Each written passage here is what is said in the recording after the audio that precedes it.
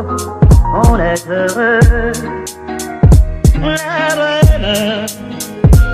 La bohème, ça voulait dire on est heureux. Bueno, muy buenos días a todos. Muchas gracias por estar en un nuevo webinar de la Cámara de Comercio e Industria Franco-Argentina. Mi nombre es Clarisa Urruti. Les doy la bienvenida a todos.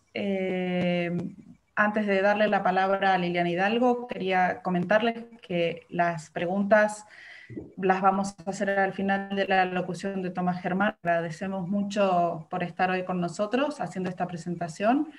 Pero si quieren ir dejándolas por escrito en el chat, pueden hacerlo y las vamos a leer al final por orden de aparición en el chat. Ahora entonces le doy la palabra a Liliana Hidalgo, directora general de la Cámara.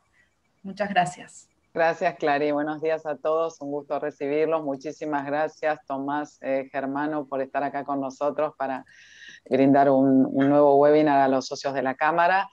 Bueno, estamos muy gustosos de escucharte. El tema es la ciberseguridad en las empresas, un tema tan importante, sobre todo en estas épocas de pandemia que usamos muchísimo las redes, la compu, todo. Los tips que nos diste, nos vas a hablar de ciberseguridad desde el punto de vista del atacante y del negocio, las amenazas y los riesgos, el mindset del atacante, ejemplos de incidentes de ciberseguridad ocurridos en la región y principales debilidades que dieron lugar a los mismos. Después nos vas a hablar seguramente de cuáles son los interrogantes que el negocio posee y respecto de seguridad y cómo abordar los mismos desde la práctica de un marco de gobierno estándar y, bueno, qué es y para qué una cultura de ciberseguridad, cómo implementarla de forma eficaz. Lo que quiero avisar también es que Tomás Germano es director y co-founder de T-Tech, empresa socia de la Cámara, y además, bueno, ellos son especialistas en estrategia, arquitectura, y cultura de ciberseguridad. Así que bueno, sin más, muchísimas gracias a todos los participantes por estar y gracias, Tomás, una vez más por estar. Te paso la palabra. Buenísimo. Bueno, Clarisa, Liliana, muchísimas gracias. Gracias a todos por sumarse. Nada, voy a compartir pantalla, así como todo técnico, vamos al grano directamente. Díganme, por favor, si ven las diapositivas. Sí, sí, se ven. Bien, perfecto. Y pongo en modo presentación. Bueno, rápidamente, como decía Liliana, soy Tomás Germano, co-founder de T-Tech. Somos una consultora que nos consideramos boutique en términos de ciberseguridad, porque apuntamos a lo que es la estrategia y las arquitecturas y la cultura para compañías que están en proceso de transformación, ¿no? Sobre todo por las situaciones que estamos observando hoy, por la necesidad de la transformación digital para el resto de las compañías. ¿Okay? Entonces, muy alto nivel, vamos a evaluar un poquito el contexto de seguridad en la región, pero en el mundo también. Vamos a analizar algunos casos reales que estuvieron ocurriendo para poder materializar esto que les voy a ir contando, entender cómo podemos gestionar la ciberseguridad. Por último, hablar un poco de lo que es la cultura de ciberseguridad, y vamos a dejar unos 15 minutos, ojalá más, porque supongo que van a generar preguntas, para poder intercambiar estos conceptos. ¿Okay? Entonces, en términos de contexto de negocio y amenazas, lo que estamos observando es que si lo observamos desde el punto de vista del atacante, se ve que las técnicas que utilizan son cada día más evolucionadas, que a su vez requieren un menor esfuerzo, tanto es así que incluso algunas técnicas empiezan a ser comercialmente sencillo para una persona con conocimientos no tan avanzados poder pagar por la ejecución de un ataque de ciberseguridad como es el contagio de un malware, o como antes lo conocíamos, un virus, o si habrán escuchado de los tipos de virus llamados ransomware, que nos encriptan la información y nos piden rescate por obtenerla o incluso por no publicarla. ¿Okay? Y por supuesto esto lo que está generando del lado del negocio es un mayor impacto también. Ahora, si lo miramos del lado del negocio, ¿qué está pasando? La verdad que se requiere cada día mayor velocidad y apertura a ecosistemas complejos para poder establecer tomar distintos market share y demás, y tomar nuevas oportunidades de negocio.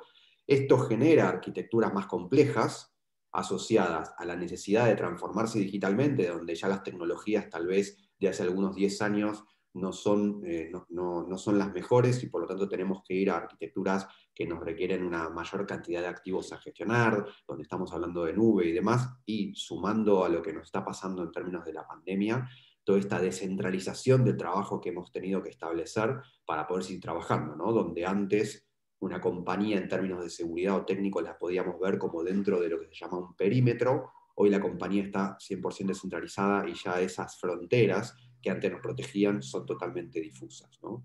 ¿Y esto qué termina pasando? Termina generando una gran dificultad en la detección de este tipo de amenazas o de este tipo de ataques. ¿Okay? Imagínenselo como lo que antes podíamos vivir dentro de una casa, en un perímetro de rejas, a pensar ahora en detectar algún incidente, algún delito en una ciudad compleja. ¿Okay? Por otro lado, el negocio también está requiriendo cada día mayor agilidad, que impacta en establecer estos trade-off entre riesgos, ¿okay? Entonces hay una toma de riesgo por lado del negocio y por lado de ciberseguridad, y por lo tanto lo que requiere es una velocidad de reacción frente a este tipo de incidentes y un modelo de gobierno sustentable que nos permita gestionar esto. ¿Okay? Entonces, si lo hablamos ahora, ese escenario en términos de amenazas y riesgos, lo que se ve es que primero podemos citar a la World Economic Forum, que posiciona los riesgos de falla de ciberseguridad en el top 10, ¿no? Particularmente cuando lo veíamos en el famoso cuadrante de riesgos a la derecha y bien arriba de todo. ¿Okay? Por otro lado, sabemos que los distintos CEOs de un montón de compañías han definido en una encuesta que la problemática que observan es que las amenazas de ciberseguridad están en constante evolución, que tienen que ver con esto de las técnicas evolucionadas, ¿no? Antes, hace algunos años, 10, 15 años, un virus aparecía, los distintos motores de antivirus lo detectaban, y eso no tardaba mucho más tiempo en mutar, por lo tanto, necesitar nuevas técnicas de detección, ¿no? ¿Okay? Hoy lo que está ocurriendo, que lamentablemente también lo estamos viendo con la pandemia y demás, es que ese tipo de virus o malware muta cada día más rápido, con lo cual, lo que decíamos antes, ¿no? La dificultad en la detección y en la contención de ese tipo de amenazas. ¿Okay?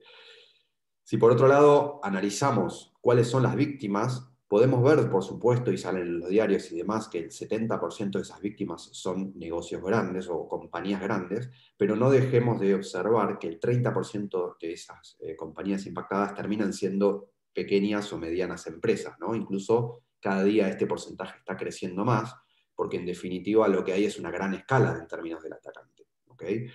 Y por otro lado, que el 60% de esas víctimas lo que generan es compromiso en lo que es datos personales, ¿no? Y ahí es donde nos afecta, si queremos verlo en términos del negocio que estamos gestionando, protegiendo, pero también como ciudadanos. ¿Okay? Entonces también somos víctimas como personas. ¿Okay? Si de alguna manera evaluamos qué tienen en común este tipo de ataques, lo que observamos es que la mayoría están motivados en términos financieros, y acá no piensen que solamente afecta a los bancos, ¿no? Acá es donde entran las nuevas técnicas del malware, del ransomware y demás, en donde lo que hay es un pedido de rescate, perdón, por ese tipo de ataque. ¿Okay? Entonces, esto hizo que la industria del ciberataque se transforme en algo que está motivado económicamente. ¿Bien? Y por otro lado, el 30% de este tipo de ataques tiene que ver, como les decía antes, con malware y con ransomware en particular. ¿Okay? Y por otro lado, para entender cuáles son lo que se le llaman los vectores de ataques o las técnicas que utilizan estos atacantes para lograr estos objetivos, en principio tienen que ver con lo que se llama phishing, que es una técnica de ingeniería social, por la cual nos engañan mediante un correo, una llamada telefónica y demás para poder obtener algo de nuestro lado, una contraseña, el acceso a una página malintencionada y demás, ¿no? Y si lo traemos por lo menos acá a Argentina, el famoso cuento del tío, como pensar, ¿no? Es alguien que está del otro lado de las rejas, que nos toca el timbre, nos engaña y por lo tanto hizo un ataque de ingeniería social y logró un objetivo, que en principio puede haber sido llegar a entrar a la casa o entrar en confianza con nosotros para ir a hacer un ataque más evolucionado, ¿no? ¿Okay? Por otro lado, a veces asociado a estas técnicas o a veces asociado a otras, lo que se ve es que hay un robo en lo que son las contraseñas, ¿no? Las passwords que utilizamos para cualquier tipo de servicio, y por eso acá siempre escucharán a los técnicos de usar passwords seguras o complejas, pero también estarán escuchando en estos últimos años de utilizar lo que se llaman los segundos factores de autenticación, ¿okay? El token o algo por el estilo, que haga que esa password, que en principio es estática, aunque compleja, no corra peligro, porque ese tipo de técnicas le da una variabilidad constante a esa password y por lo tanto es mucho más difícil adivinarla del otro lado, ¿no? O reutilizarla. También se observan errores de configuración tecnológica que hace que a veces algún tipo de activo pueda quedar expuesto. Si hacemos una analogía con nuestra casa o, digamos, o con un hotel, por ejemplo, imagínense que cualquiera pueda tener esa llave maestra que nos permite entrar a todas las habitaciones, o que pongamos una caja de seguridad en nuestra casa, pero la clave que pongamos en esa caja de seguridad sea la que viene por fábrica, ¿okay? Entonces cualquiera con la clave 1, 2, 3, 4 puede abrirnos esa caja de seguridad, ¿no? Y por otro lado, lo que también se observa es que asociado a todo esto existe lo que se llama un abuso de privilegios, ¿no? O sea, ahí es donde algunos habrán escuchado de los privilegios asignados por la necesidad de conocer o el principio de mínimo privilegio. La idea es que cuando uno opera en una compañía, en una computadora, tenga nada más que los permisos que necesita. ¿Okay? Si yo tengo que utilizar 10 sistemas, en cada uno de los sistemas tengo que terminar los privilegios mínimos que, por supuesto, me dejen desempeñarme en mi función laboral, ¿okay? Pero no más que esos. Bien. Solamente para mostrarles de que esto, de alguna manera, para que vean de qué estoy hablando, me permito cambio un poquito la pantalla y les muestro lo siguiente, ¿no? Esto es una infografía, es un gráfico en tiempo real que muestra las brechas de información a lo largo del tiempo. El tamaño de la burbuja tiene que ver con la cantidad de datos que fueron expuestos hacia atacantes, ¿no? Y fíjense, yo acá estoy parado en 2012, en 2011, fíjense cómo esto va incrementando a lo largo del tiempo hasta el día de hoy. ¿Okay? Cada una de estas burbujas significa que esa compañía fue atacada y esos datos fueron expuestos hacia Internet, datos personales, datos financieros, lo que sea. Hace poquito habrán escuchado del leak de información que tuvo Facebook, por el cual perdieron o expusieron 533.000 millones de datos de personas a lo largo del mundo, ¿no? Perdón, vuelvo a las diapositivas. Bien. Entonces, ahora, para de alguna manera entender cómo es que ocurre esto, lo que me permito contarles es cómo piensa el atacante, ¿no? Porque uno a veces está un poco como que observa las películas, ¿no? Y cree que el hacker es un poco de ciencia ficción y que va a desencriptar algoritmos súper complejos y demás. Lo primero que tenemos que entender es que ellos utilizan el principio del camino más fácil, o en inglés de low hanging fruit, ¿no? Van a encontrar el camino más sencillo, no van a romper nuestras barreras tecnológicas bien configuradas para lograr ese objetivo. Entonces, lo que antes les decía que se llaman vectores de ataque, que son las técnicas que ellos utilizan para ejecutar ese ciberataque, en principio podemos nombrar esto, ¿no? Que decíamos antes, la ingeniería social, particularmente el phishing, que es la técnica más utilizada en ingeniería social, en donde ya no importa qué capas de seguridad tengo frente a ese usuario, lo que antes decíamos, ¿no? Ese perímetro de seguridad. Yo puedo tener inversiones realmente de cientos o de miles de dólares en seguridad, pero si logro engañar a la persona y en definitiva me deja entrar, lo que te decía antes, el cuento del tío, o sea, le tocan el portero y le abre la puerta del departamento, baja el ascensor, la puerta de calle y demás, cualquiera de esas tecnologías que tengo no van a generar ningún efecto. ¿Okay? Entonces van a atacar a la persona, van a tomar control de ese dispositivo, ¿okay? Mediante muchas veces una vulnerabilidad. Una vez que han tomado ese control, van a ejecutar lo que se llama el movimiento lateral, van a empezar a propagarse en esa red, porque ya la parte perimetral la lograron sortear, y van a tratar de ir a distintas personas, a distintos activos, ¿no?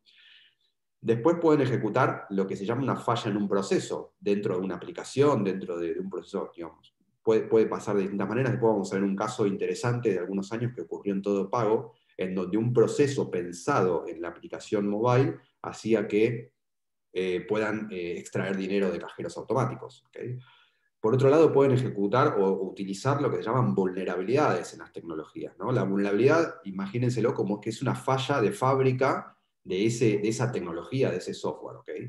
Y muchas veces esa falla de fábrica hace que el atacante pueda ejecutar una acción para la cual la tecnología no estaba pensada. ¿Okay? Si lo tratamos de traer a nuestra vida cotidiana, imagínense que ustedes tienen un auto y lo llaman de fábrica diciendo que tienen un error de fábrica en el sistema de frenado. ¿Está bien? Eso sería una vulnerabilidad. Entonces nosotros nos estamos exponiendo a un riesgo si no gestionamos, si no solucionamos esa vulnerabilidad. Y por otro lado, lo que pueden ocurrir son errores de configuración, como le decía antes, de la caja de seguridad, que exponga información o que le dé permisos al atacante que no debería tener. ¿Okay? Entonces, cuando el atacante logra, digamos, cómo piensa o cómo ejecuta lo que se llama la kill chain, ¿no? La anatomía del ataque. Lo primero que va a buscar hacer es hacer un reconocimiento del objetivo que tiene. ¿Okay? Entonces va a entender si es una persona, si es una compañía, va a ir a las redes sociales, va a buscar en Google, va a buscar todo lo que pueda hacer para engañar o para ingresar a esa compañía o a esa persona. ¿Okay? Si me quiere atacar a mí mediante una ingeniería social, probablemente vaya a mis redes sociales, se fije qué gustos tengo, me escriba un correo electrónico, pero como ya conoce mis gustos y sabe quién soy y demás, probablemente vaya a ser mucho más asertivo con esa trampa. ¿Okay? Luego, una vez que logró reconocerme, ejecuta el primer ataque para ejecutar la fase o para llegar al proceso de ingreso a esa máquina o a esa compañía. Una vez que ingresó, va a ejecutar técnicas de persistencia, quiere decir, va a buscar quedarse en esa máquina, pero también propagarse, como les decía antes, de manera lateral, para que si yo apago la máquina, él pueda seguir teniendo acceso a esa red. Y por último, va a ejecutar lo que se llama la técnica de explotación. Va a ir al destino final. ¿Okay? Por ahí el destino muchas veces no es utilizar o robarme mis contraseñas y llegar a mi máquina. El destino puede estar en encriptar los archivos de toda una red, en ejecutar un proceso o enviar, como vamos a hacer en un caso de Twitter, enviar tweets a nombre de personalidades. ¿Okay? Entonces, para eso, para cada una de esas técnicas, lo que después vamos a evaluar con los marcos de gobierno y demás, es que tenemos una serie de controles que de alguna manera apuntan a cada uno de estos procesos, ¿no? Y en términos de objetivos, lo que tenemos que lograr es detectar, detener, mitigar, y muchas veces se utilizan lo que se llaman técnicas de ofensiva para probarnos, o sea, nosotros mismos como gestores de nuestra organización podemos probar mediante hack ético nuestras fronteras o nuestras defensas. ¿Okay? Entonces, vamos a algunos casos, los voy a nombrar rápido y después vamos a entrar en detalles sobre algunos de estos para explicarlos, ¿no? Primero vamos a ver el caso de Twitter, en donde mediante una técnica de ingeniería social, los atacantes lograron tuitear y generar una estafa con las cuentas personales de distintas personalidades del mundo, ¿no? Bill Gates, Jeff Bezos, Barack Obama, un montón de personalidades que decían, bueno, si me transfieren tanta plata, yo devuelvo tanta otra. ¿Okay? Luego aparece un caso muy importante en 2017, que es uno de los que tuvo mayor exposición a lo largo del tiempo, que es el caso de Equifax en Estados Unidos, por el cual un error de configuración hizo que los atacantes a lo largo de un montón de meses lograran exponer muchísimos millones de registros de información, y que al día de hoy le viene costando a Equifax 1.4 billones de dólares reparar todo esto. ¿Okay? Luego tenemos ataques que se suelen catalogar como riesgos de ecosistema. A ver, acá lo podemos evaluar desde dos puntos de vista. Podemos pensar que somos quienes protegemos o quienes trabajamos para Prosegur, para Telecom o demás, o podemos pensarnos como parte, como clientes de ese tipo de compañías, y por lo tanto entender que a nosotros como proveedores ellos también nos están generando un riesgo. Por eso se les suele llamar riesgos de ecosistema o riesgos de cadena de valor, ¿no? Caso de Prosegur. En España tuvieron un ataque con un tipo de ransomware bastante conocido, que se llamaba Ryuk, que hizo que caiga o deje de dar disponibilidad a lo largo de todo el mundo, ¿no? Entonces, para que se den una idea, empezaron a fallar todos los sistemas de alarmas, de monitoreo y demás. Y, por ejemplo, acá en Argentina y en la región ha pasado que algunas sucursales que tenían el sistema de monitoreo de los tesoros con Prosegur no podían abrir el tesoro, con lo cual no podían darle el efectivo que por ahí le estaba pidiendo un cliente. ¿Okay? Entonces tenemos que evaluarlo desde dos lugares, si somos empleados de Prosegur o si somos clientes de Prosegur como compañía. En Telecom pasó algo similar, si bien la verdad que lograron contener este ataque en tiempo y forma, lo que les pasó a Telecom es un caso muy similar, es más, el ransomware fue el mismo, por el cual le pedían un rescate de 7.5 millones de dólares, pero por suerte lograron contenerlo de manera rápida, ¿no? Estuvieron, si mal no recuerdo, un día de disponibilidad, 1 o 2 días de disponibilidad. ¿Okay? Otro caso de ecosistema que lo traigo también porque es algo distinto y donde tenemos que evaluar qué es lo que estamos protegiendo de nuestro lado, ¿no? El caso en el que, por ejemplo, una software factory, por un error en configuración de donde ellos tienen lo que llaman un repositorio de código fuente, expusieron desarrollos de Prisma Medios de Pago, de Visa y Banelco. ¿Okay? Entonces, de vuelta, mediante un proveedor podemos llegar a tener un problema en nuestro negocio. ¿Okay? ¿Por qué? Porque a veces el código fuente puede tener alguna contraseña, puede ser para nosotros algo estratégico, porque estamos mostrando nuestras próximas funcionalidades y demás, ¿no? Y otro caso también sumamente interesante es el de una empresa tecnológica muy conocida, SolarWinds, que ha podido lograr vender sus productos a lo largo del mundo, en donde los atacantes lograron incluir código fuente malicioso dentro del producto, que generó que 18.000 entidades a lo largo del mundo estén a merced de este tipo de atacantes, ¿okay? Porque podían tomar control de los software que estaban instalados en cada una de las compañías. Hace poquito pasó que también una empresa de medicina privada tuvo un problema con ransomware que le generó bastantes inconvenientes. Y otro caso interesante que lo vamos a estudiar un poquito más en detalle, que es el de Todo Pago, que mediante un error en el proceso que había entre la asociación o el onboarding entre persona y cuenta, permitía que cualquiera pueda sacar dinero de los ATM sin tener una previa registración o sin tener una validación de persona del otro lado. ¿Okay? Entonces, vamos a ver, el caso de Twitter.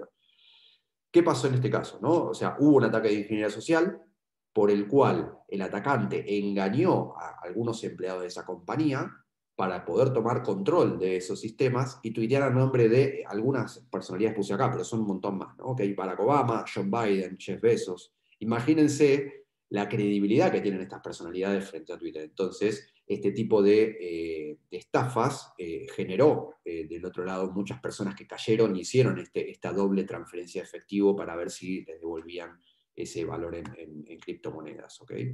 Ahora, viendo un poquito más, que el mismo Twitter salió a comunicar, fíjense, y acá rápidamente en 5 pasos quiero que lo vean desde el punto de vista de lo que llamamos la kill chain, ¿no? Dicho por Twitter, lo primero que ocurrió fue que el atacante, con técnicas de reconocimiento, lo que ejecutó fue lo que se llama un phone spear phishing, que ¿qué quiere decir? Llamó por teléfono a algunas personas, y cuando habla de la palabra spear phishing, significa que las conocía o de alguna manera interpretó quiénes eran, las estudió y demás, con lo cual el ataque fue realmente direccionado, y logró robar algunas contraseñas. Esas contraseñas les permitieron ingresar a alguno de los sistemas y a la red de Twitter, pero no les alcanzó ese nivel de acceso para poder propagarse, persistir en la red y ejecutar el ataque final. Entonces pasaron a lo que se llama el proceso de persistencia, por el cual, estando en distintas máquinas de la red, lograron relevar, entender cómo funcionaban los distintos sistemas y los procesos de Twitter, para que luego entender quiénes tenían realmente los privilegios, los permisos para tuitear a nombre de, o los permisos en ese sistema, que muchas veces es más del lado tecnológico. Una vez que se hicieron de esas contraseñas, recién ahí lograron entrar en fase de explotación, por la cual tuitearon desde 45 cuentas de personalidades a lo largo del mundo, lograron el acceso a 36 inbox de estos clientes y lograron descargar información de más de 7 cuentas de estas personas. ¿Okay? Entonces, de alguna manera acá quise descomponer el ataque para que vean cómo se ejecuta este proceso o esta kill chain. ¿También? Yo voy a ir repitiendo algunas de estas palabras para que después, si no las entienden, me hagan la pregunta o que de alguna manera nos vayan quedando, ¿no? El caso de Prosegur Telecom, lo que les decía, fue un caso de ransomware. Ahora, ¿qué rescatamos de acá? En el caso de Telecom, el ransomware los termina afectando porque lo que tenían del otro lado era una tecnología con un nivel de obsolescencia tal que hacía que al no tener un parche, por lo tanto, exponía una vulnerabilidad. Entonces, explotaron esa vulnerabilidad, que son servidores que se llaman de una tecnología llamada Citrix, y esa vulnerabilidad les permitió tomar control de la red, empezar a propagarse y contagiar con este ransomware a alguna de las máquinas. ¿Okay? Por suerte lo lograron contener en tiempo y forma y no se propagó al 100% de la compañía, con lo cual el impacto no fue realmente mayor. Ahora, también es importante que evaluemos el impacto en términos de disponibilidad, pero también en términos de imagen, en donde, más allá de que hubo un comunicado oficial y demás, podemos observar, este es un solo recorte, que empezaron a aparecer un montón de tweets en el medio que fueron retuiteados y demás. Entonces también tenemos un impacto de marca del otro lado. Y el caso de Prosegur, que es lo que le decía, ¿no? En donde todo un ecosistema, estos son dos recortes de diarios y de Twitter mismo de la compañía, fue afectado en términos de disponibilidad, ¿no? Ahora, podemos verlo como se me cayeron las alarmas y nada más, o podemos evaluarlo del lado del banco, en donde tal vez no pudo abrir un tesoro y tal vez no pudo cumplir con un vencimiento que tenía de pago en ese momento, ¿no? Entonces, muchas veces observamos el impacto que vemos en la superficie, pero no entendemos el riesgo o el impacto completo. Y es importante que evaluemos las cosas de manera integral en este caso.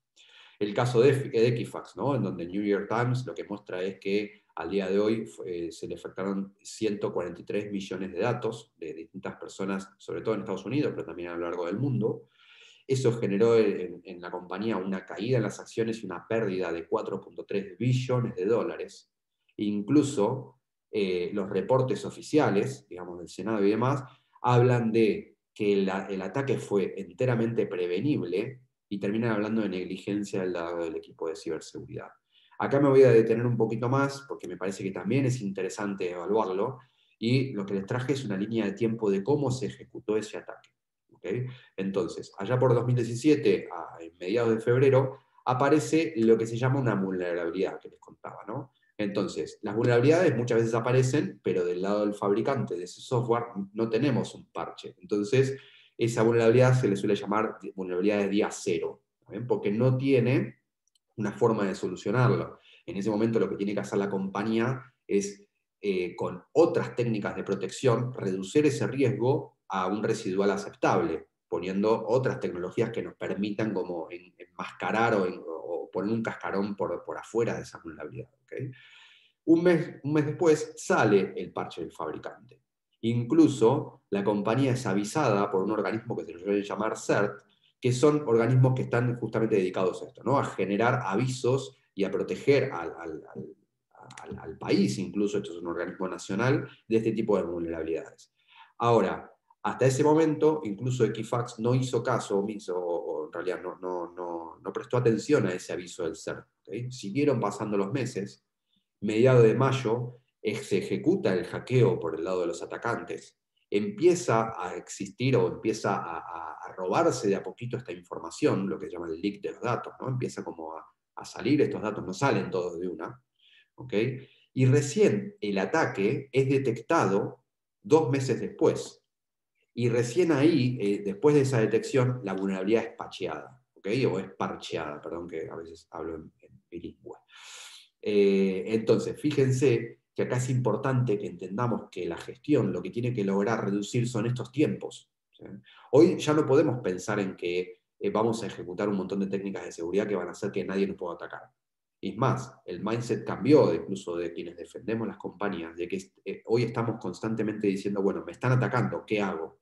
Lo que sí tenemos que lograr es, mediante un gobierno sustentable y efectivo de la seguridad, es que estos tiempos sean los menos posibles para que el impacto sea el menor posible. ¿Okay? Entonces, acá lo que les quería traer son estos tiempos. ¿Okay? Entre que aparece el parche del fabricante y la compañía detecta la fuga de información y pachea los sistemas, pasaron 4 meses. ¿Okay? Por eso el gobierno habla de negligencia del equipo de ciberseguridad. Adicionalmente, solamente les quería contar que los atacantes, para hacerse, digamos, dueños de este tipo de datos, lo que ejecutaron fue una vulnerabilidad, pero también hubo una falta de configuración en las tecnologías que le permitió rápidamente poder tomar control de algunos servidores porque tenían la contraseña por defecto que venía en ese software. ¿Okay? Y el último caso, creo, ahora lo vamos a ver, es el caso de Todo Pago, ¿no? En donde en 2018 apareció una tuitera, una chica que no tenía, no era una influencer como decíamos hoy, pero sí tenía bastante presencia en las redes sociales, que empezó a comentar que le habían vaciado su cuenta bancaria. ¿Okay? Es interesante, si pueden búsquenla, porque ella va contando cómo va hablando con el banco y demás, y hace toda una reseña de cómo fue esto. Pero ¿qué pasó en definitiva y por qué les decía que hubo un error en el proceso y no se trataba de un error técnico? ¿Okay? Lo que pasó es que cuando uno utiliza la billetera de todo pago, lo que puedes hacer es asociar una cuenta bancaria y una vez que la asoció, puede obtener un PIN, puede sacar efectivo de los ATM, ¿no? Con un PIN medio que les da ahí volátil. ¿Okay? Ahora, ¿dónde estaba el error? El error estaba en que cuando una persona se daba de alta en todo pago, yo, Tomás Germano, me doy de alta en todo pago, y quiero asociar una cuenta bancaria, no hay una validación de identidad, entre la asociación de todo pago y quién es dueño de esa cuenta bancaria. Entonces, yo, Tomás Germano, me podría decir que la cuenta, Clarisa, de Clarisa es mía, la asocio y por lo tanto podía sacar efectivo mediante cualquier ATM de la cuenta de Clarisa. ¿Okay? Esto fue solucionado poniendo después un proceso de validación de identidad en ese proceso que se llama muchas veces de onboarding de cuenta o de asociación de cuentas. ¿Okay? Era la última. Bien, entonces, ante esta situación, el objetivo no es asustar, ¿no? El objetivo es empezar a tener cierta conciencia. Ahora, es verdad que cualquiera de ustedes, y me ha pasado a mí, que en distintos directorios, la pregunta que me hacían como personas no técnicas era una pregunta muy sencilla de hacer, pero difícil de responder, ¿ok? ¿No? Entonces nos preguntan si estamos seguros. ¿Okay? La verdad que como han visto, acá tenemos muchísimas aristas para tratar de responder este gran incógnita, ¿no? Entonces lo primero que les propongo es que vayamos descomponiendo esta pregunta en distintas otras que nos van a permitir acercarnos un poco más a algo que nos pueda generar una respuesta completa, ¿no? Y no el famoso depende. ¿Okay? Primero tenemos que entender si contamos con un método apropiado para gestionar todo este tipo de riesgos y este escenario con el que nos estamos encontrando hoy en día. Luego, como les decía antes, atacar, podemos ser atacados siempre, seguridad 100% no existe. Entonces tenemos que preguntarnos si estamos razonablemente protegidos. ¿Está bien? Y esto es importante también, la palabra razonablemente. ¿Por qué? Porque hace algunos años, la gente de seguridad, me incluyo, tratábamos de estandarizar, ¿okay? Para que la gestión, la operación sea más sencilla. Ahora, dentro de esa estandarización, muchas veces lo que hacía es que dediquemos un esfuerzo y una inversión para activos que tal vez no valga la pena, pero como lo estamos estandarizando para otros activos que sí vale la pena, probablemente lo que estamos haciendo es bajar los niveles de seguridad, ¿okay? Porque queríamos mantener una línea base que además el negocio pueda pagar. ¿Okay? Entonces tenemos que trabajar sobre qué activos o qué es lo que estamos protegiendo. Ahora vamos a entrar un poco más de eso. Por otro lado, el incidente lo podemos tener a la vuelta de la esquina, o lo podemos tener hoy o mañana. Entonces tenemos que saber si podemos detectar un tipo de incidente de este estilo. Por último, lo detectamos, pero ¿cómo reaccionamos? ¿No? ¿Cómo respondemos frente a ese incidente? Acá los que les traigo también, y solamente se los dejo pensando, los incidentes de seguridad los tenemos que pensar siempre como si fuera un incendio. ¿Okay? No es lo mismo que cualquier otro incidente, ¿no? Entonces, ¿qué requiere un incidente? Que lo detectemos con detectores de humo, con distintas tecnologías que la verdad no conozco, no soy especialista, pero por otro lado, que sepamos responder rápido, ¿no? Que la gente esté entrenada para saber a quién seguir, para entender que cuando suena la alarma es la alarma de incendio, para evacuar y evacuar de manera rápida y demás. Entonces tenemos que saber responder a ese incidente. Y por otro lado, una vez que supimos responder y hacer lo que se llama la contención, tenemos que entender, y la mitigación, perdón, tenemos que entender si podemos recuperarnos. Bien, entonces, ¿qué estamos protegiendo? ¿No? ¿Cuáles son lo que se llaman las joyas de la corona o de Crown Jewels? ¿Okay? Entonces, acá es donde hablaba de esta razonabilidad. ¿Qué protegemos? Bueno, marca, imagen, probablemente, dependiendo de la industria, los datos de los clientes que manejemos sean más o menos sensibles. Tenemos que proteger las ganancias de la compañía. Algún tipo de industria será muy importante lo que se llama la propiedad intelectual, ¿no? Laboratorios y demás. Hoy con la vacuna se está observando que hay un montón de ciberataques dando vuelta para las empresas que tienen las patentes de las vacunas contra el COVID. Nos protegemos en términos de estrategia para siempre tener ese diferencial frente a nuestros competidores y en otros casos frente a la disponibilidad. ¿Okay? Casos de Telecom, casos de Prosegur. O sea, la disponibilidad que podemos tener como negocio puede afectar a nuestros clientes y por lo tanto impactarnos en otros costados. ¿Okay?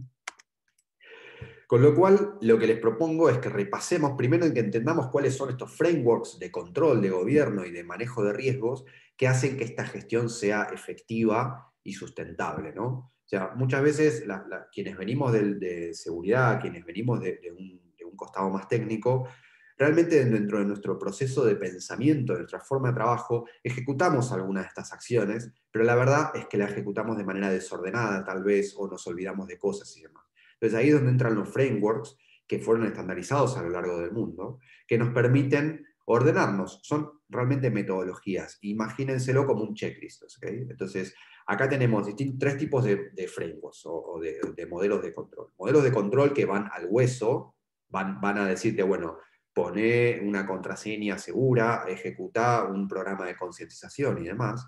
Luego tenemos programas de gobierno que van a ir mucho más allá, van a ir sobre los procesos, sobre las políticas, sobre la compañía como un todo. Y por último, y a veces también es importante entenderlo en términos de experiencia y de madurez de la organización y del tiempo que llegue a implementarlos, aparecen lo que son los frameworks de gestión de riesgos, ¿okay? Que nos van a permitir transformar ese lenguaje que hablamos con los frameworks de control y los frameworks de gobierno, en lenguaje asociado al riesgo y por lo tanto más alineado al negocio, porque vamos a poder estar hablando de impactos reales y de probabilidades y demás. ¿Okay? Entonces, para más o menos no hacer algo sumamente extenso y probablemente aburrido para muchos, vamos a ir a un framework que está en el medio, que es un framework de gobierno, que es el framework de una organización que es el NIST, es una organización americana, es el National Institute of Standards and Technology, que propone un marco de gestión basado en riesgos, y que traigo porque me parece interesante cómo lo descompone, y a mí por lo menos me parece el más fácil de explicar para quienes no están realmente tan metidos en temas técnicos o de seguridad, ¿no? Propone 5 funciones que tienen que ser ejecutadas de manera simultánea y continua, y que van a proporcionar una mirada estratégica a la organización en términos de seguridad. ¿Okay? Estas funciones son identificar, proteger, detectar, responder y recuperar, pero también no quiero dejar de decirles que cuando ejecutemos estas funciones, probablemente lleguemos a controles, lleguemos a procesos, a políticas y demás. Ahora, siempre tenemos que pensar ese tipo de outputs que va a generar, considerando lo que tienen que hacer las personas, los skills que necesitamos, la cantidad de personas que necesitamos, los procesos o las metodologías que tienen que ejecutar las mismas, y las tecnologías que necesitamos para sustentar esos procesos con esas personas. ¿Okay? Esto es importante porque muchas veces, también hace algunos años, las áreas tecnológicas, las áreas de seguridad eran, bueno, rompo la billetera, rompo el chanchito y salgo a comprar tecnología. Ahora, cuando se daban cuenta, no tenían buenos procesos implementados o no tenían las personas adecuadas, con lo cual ese gasto no era eficiente o efectivo. ¿Okay? Entonces siempre tenemos que mirarlo con este concepto más integral de lo que se llama una capacidad tecnológica. ¿Okay? Entonces, vamos rápidamente a cada una. La función de identificar lo que propone es que nosotros reconozcamos qué debemos proteger y ante qué amenazas, ¿no? Estas joyas de la corona. Entonces, tenemos que entender cuáles son los activos. Por otro lado, tenemos que mapearlos con el negocio, lo que nos va a dar una noción de criticidad de ese activo frente al negocio. No es lo mismo un sistema que nos provee un intranet de nuestra compañía a un sistema que va a manejar todas nuestras finanzas. Entonces, ¿cómo protegemos a cada uno? Si lo queremos proteger de igual manera, va a ser caro, o vamos a bajar la línea de protección. Entonces, lo que ahí propone, y siendo extremista, es la intranet de Jala, que si se cae o me roban información no pasa nada, porque en general hay información pública. Ahora, nuestro sistema contable, nuestro sistema que maneja la parte financiera, lo tenemos que proteger de otra manera. Entonces, ese sistema va a tener otra criticidad frente al negocio. Una vez que detectamos la criticidad, tenemos que entender cuáles son las amenazas que pueden afectarlas. Y por último, entender en función de esas amenazas, probabilidades, impactos y demás, y por lo tanto empezar a hablar el idioma del riesgo. Así todo, no tenemos que olvidarnos de los proveedores, hacer lo que se llama un proceso de assessment, que nos va a decir dónde estamos parados y a partir de ahí poder empezar a diseñar esta estrategia de seguridad.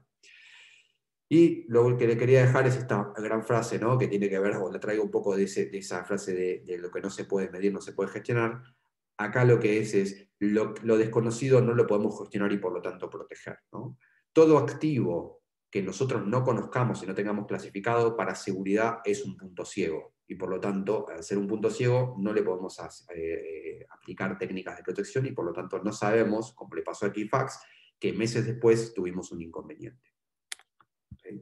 Luego, la función proteger, que lo que propone es, ¿qué hacemos para proteger el negocio? ¿Okay?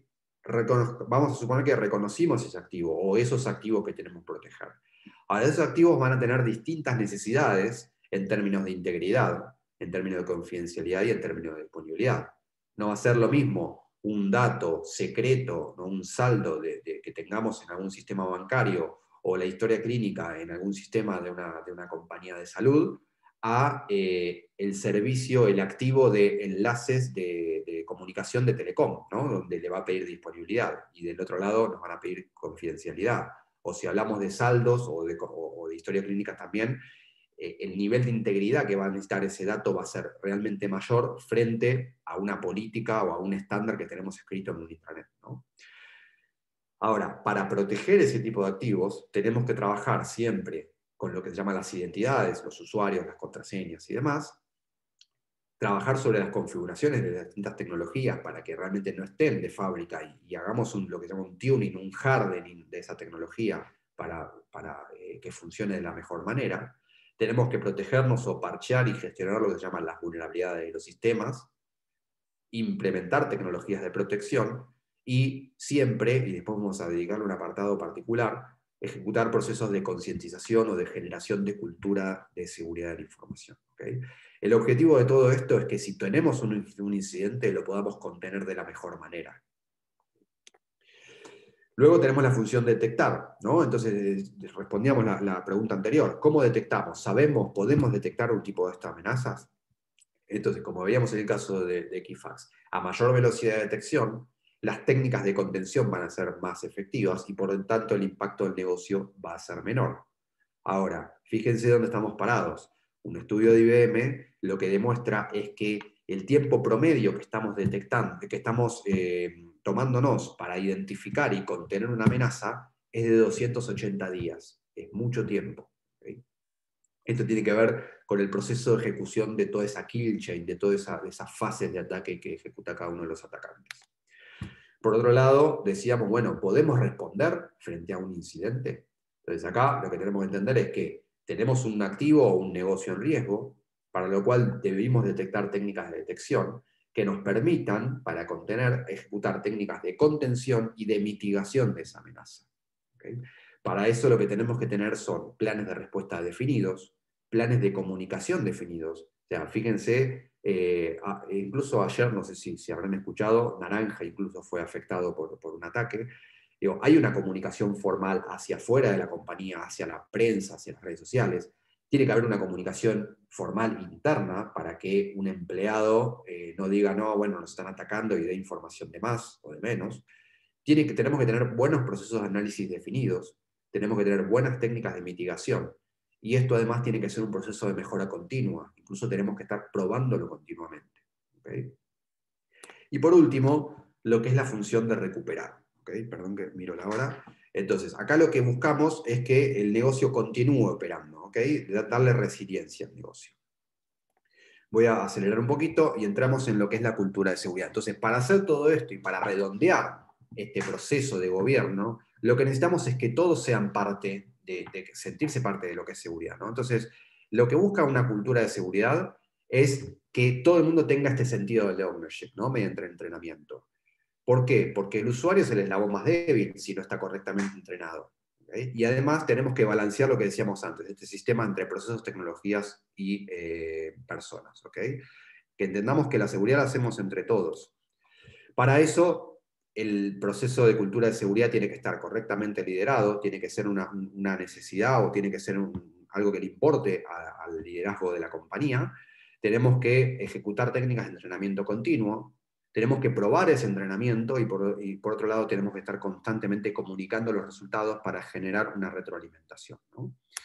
Acá también lo que les propongo es un método de aprendizaje muy conocido, ¿no? Que habla del 70-20-10, en donde tenemos que tener aprendizaje formal, pero también tenemos que ejecutar un proceso de aprendizaje social con comunidades, con lo que se llaman Security Champions, pero además tenemos que tener aprendizaje vivencial, ¿no? Entonces, podemos trabajar sobre técnicas de advisoring, podemos trabajar sobre campañas de post en redes sociales o en intranets, pósters, mails y demás, podemos dar charlas como estas. Tenemos que generar algunos de estos champions que son personas que están interesadas en seguridad, pero además tenemos que ejecutar técnicas de juego, de simulación de ataques, hay simulaciones de phishing que son interesantes para ver cómo reaccionan los empleados, tenemos que ejecutar técnicas de modelado de amenazas o de análisis de riesgos y demás, y después podemos caer en el proceso formal que tiene que ver con lo que es hacer cursos, talleres hands-on para distintos técnicos o no técnicos y demás, ¿no? Entonces, la idea, y ahora vamos a las preguntas rápidamente, y es el call to action, es, bueno, mediante la cultura de seguridad tenemos que generar usuarios ninja que se entrenen, y nosotros entrenarnos, que se sientan parte, que sepan usar dispositivos, contraseñas robustas, que eviten contratar tecnologías que nosotros llamamos Shadow IT, que el equipo de departamento de sistemas muchas veces no conoce, saber con qué proveedores trata y demás. Y por el lado de los técnicos, entrenarse en términos de arquitectura, de técnicas ofensivas, siempre sentirse parte, no importa el departamento al que pertenezcan, y trabajar sobre la parte que les corresponde, ¿no? Las configuraciones, el tuning y demás. ¿Okay? Me extendí un poco, muchas gracias a todos, y ahora, si quieren, voy a sacar la presentación, así los veo, vamos a las preguntas que surjan. Gracias, muchas gracias Tomás, excelente, la verdad que te escuchaba atenta, es un tema que un poco a mí me marea, pero fuiste clarísimo y estaba súper atenta, prestando atención, por lo menos esa es mi apreciación, muy interesante y clara. Paso a las preguntas. Eleonora Cafarena pregunta, en el caso del ataque a Facebook, ¿cómo podemos saber si nuestros datos han sido parte de ese ataque y si se ha expuesto nuestra información? Bien, Eleonora, mira, hay una serie de páginas que han hecho un buscador y lo que ingresamos en nuestro teléfono. Ahí te propongo, si querés, escribime y te paso el link para pasarte esa información. Bueno, si querés genial. O déjame si acá en querés el dejar chat. tu Sí. mail. Sí, claro. Les dejo acá a todos mi mail para que quiera escribirme también, ¿no? Genial. Genial, muchas gracias. De nada. Gracias, Eleonora.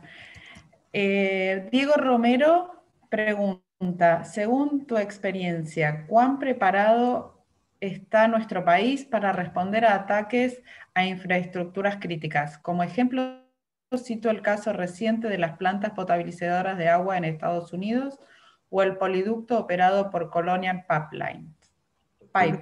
Es una pregunta súper interesante, ¿no?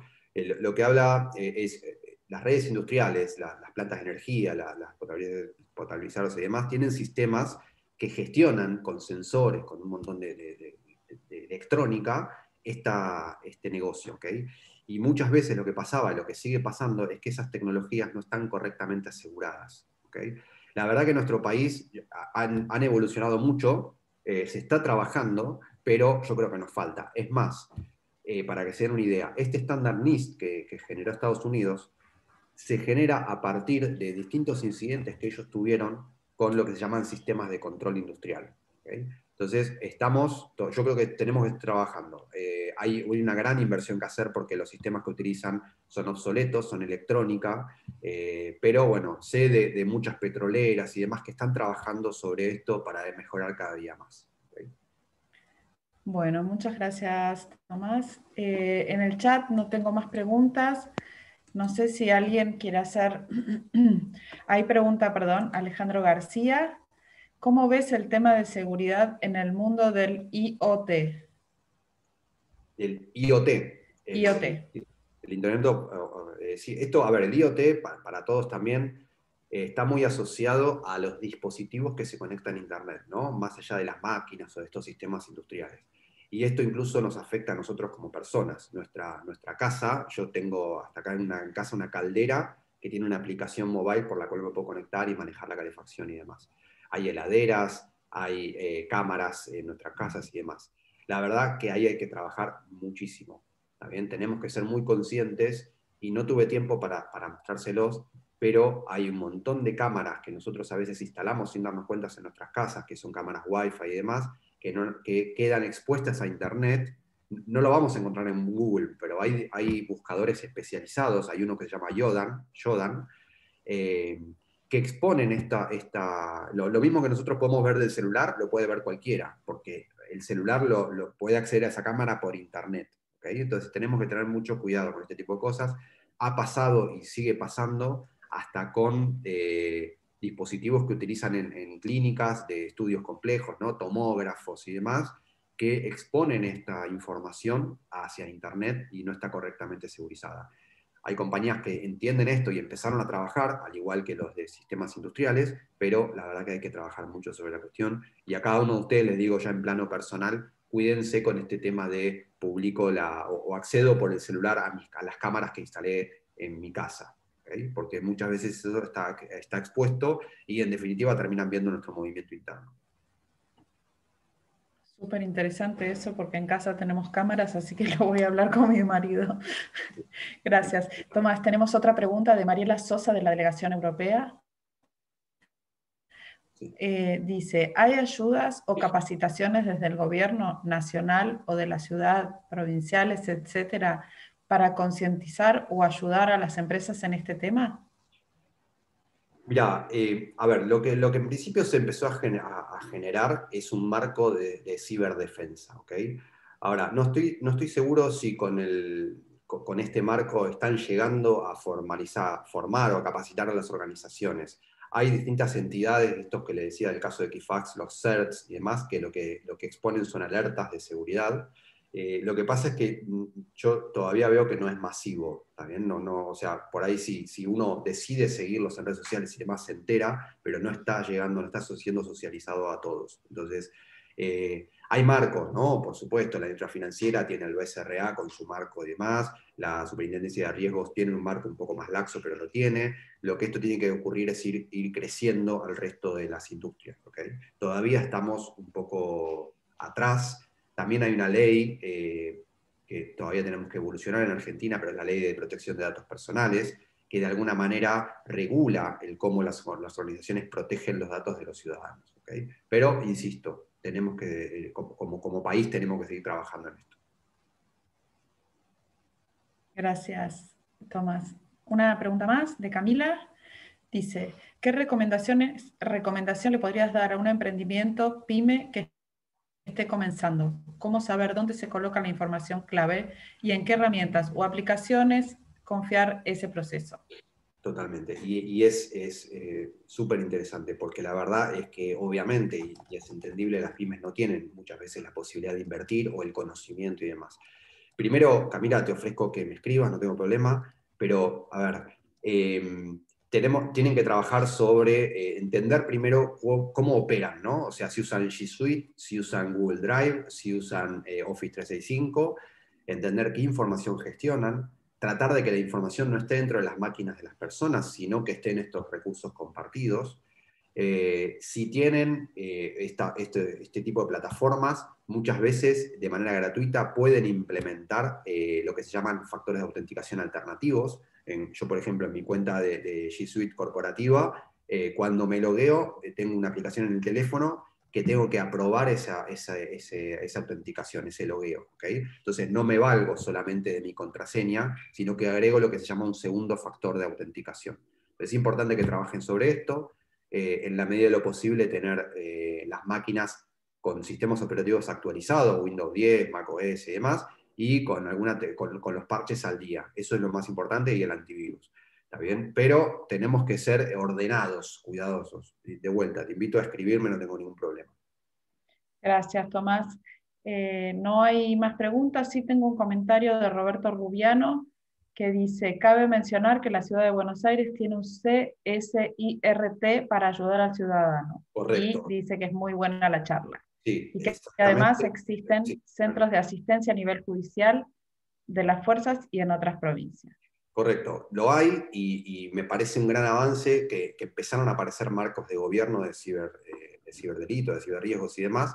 El CSIRT, conozco a la gente que trabaja en el CSIRT, es muy bueno, y aparte es verdad que están empezando a generar o a mostrarse hacia el mundo, porque a veces muchos no saben que existe un CSIRT. El CSIRT son estas entes que nos van a generar alertas y ante algún tipo de amenazas incluso nos van a ayudar a reaccionar.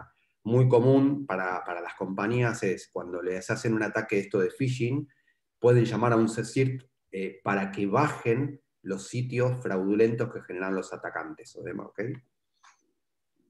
Perfecto, bueno, muchas gracias, Tomás. Diego dejó en el chat, Diego Romero, la página que había mencionado Roberto.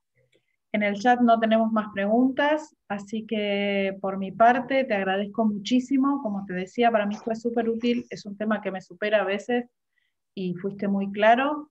Así que gracias y le doy la palabra ahora a Liliana para hacer el cierre de la charla. Bueno, muchísimas gracias, Clary. Muchísimas gracias, Tomás.